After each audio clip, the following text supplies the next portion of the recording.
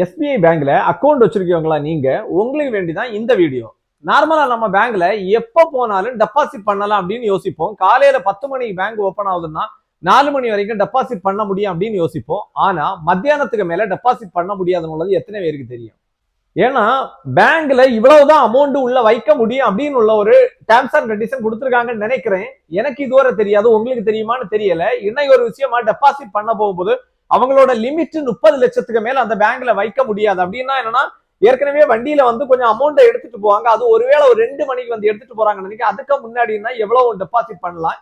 அதுக்கு மேல நம்ம டெபாசிட் பண்ண போகும்போது அந்த 30 லட்சத்துக்கு மேல அங்க பணம் வருதுன்னா நமக்கு டெண்டு வாங்க மாட்டாங்க. ஏற்கனவே 29 லட்சம் அவங்கள்ட்ட இருக்குன்னு இங்க 2 லட்சம் ரூபாய் நம்ம டெபாசிட் பண்ண போறோம்னா அங்க பண்ண முடியாது. இது எதுக்கு வேண்டி இந்த வீடியோ எதுக்கு வேண்டி நான் போடுறேன்னா, இன்னைக்கு நான் போயிட்டு அந்த மாதிரி ஒரு சூழ்நிலையில திரும்ப வந்தேன்.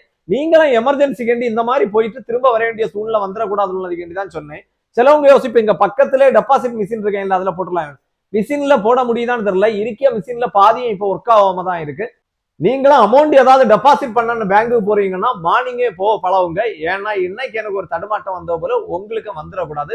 பேங்க்ல லாக்கர்ல நகையை எல்லாம் சேஃபா வைக்க இடம் இருக்கும் போது டெய்லி டெபாசிட் பண்ணிய பணத்தை மட்டும் வைக்க இடம் இல்லாதது ரொம்ப வருத்தமா இருக்கு.